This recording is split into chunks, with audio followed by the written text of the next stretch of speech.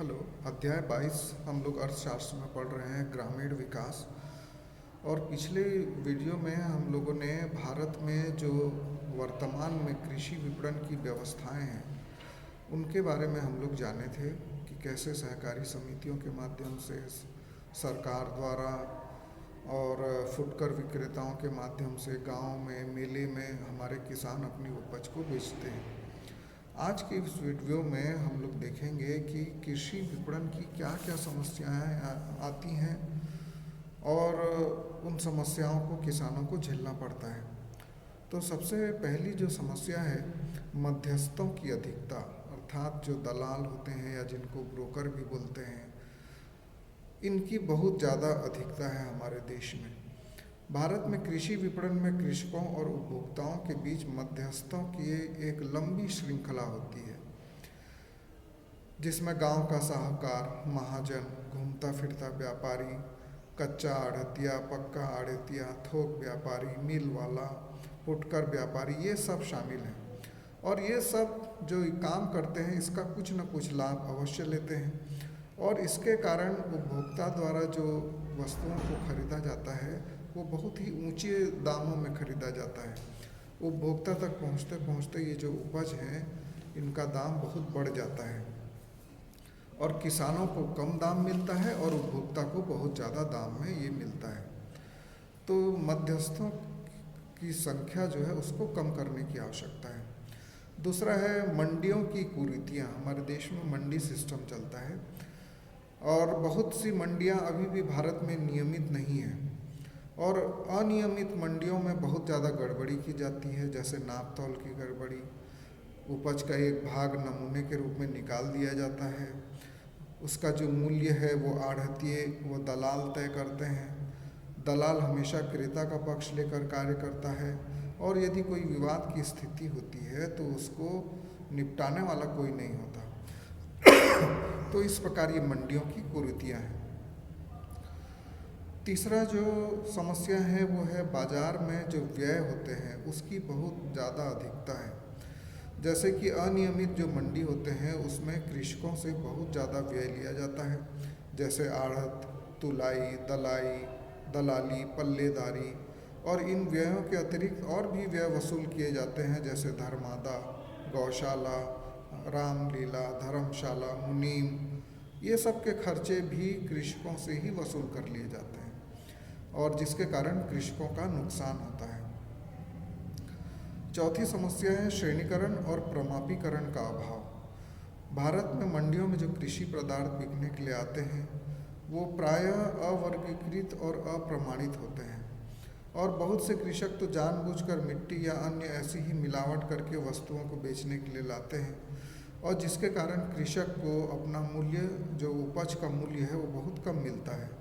देश में श्रेणीकरण और प्रमापीकरण करने वाली संस्थाओं की बहुत ज़्यादा कमी है।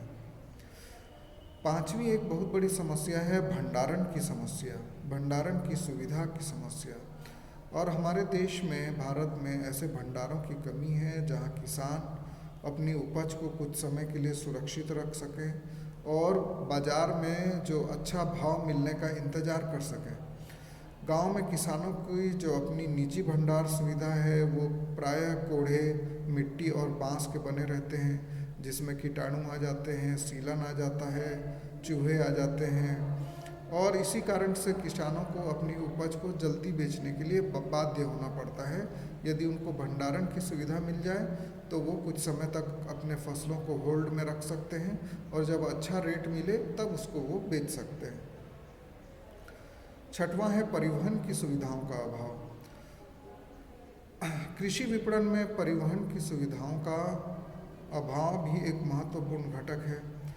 गांव व शहरों को जोड़ने वाली सड़कें कच्ची हैं और वर्ष के कुछ महीने ही काम करती हैं और जब बरसात का मौसम आता है तो ये सड़कें बिल्कुल बेकार हो जाती हैं और इसीलिए गांव के किसान को अपनी फसल गांव में बेचने के लिए ही मजबूर होना पड़ता है, क्योंकि शहर तक ले जाने के लिए उसके पास परिवहन व्यवस्था नहीं होती है।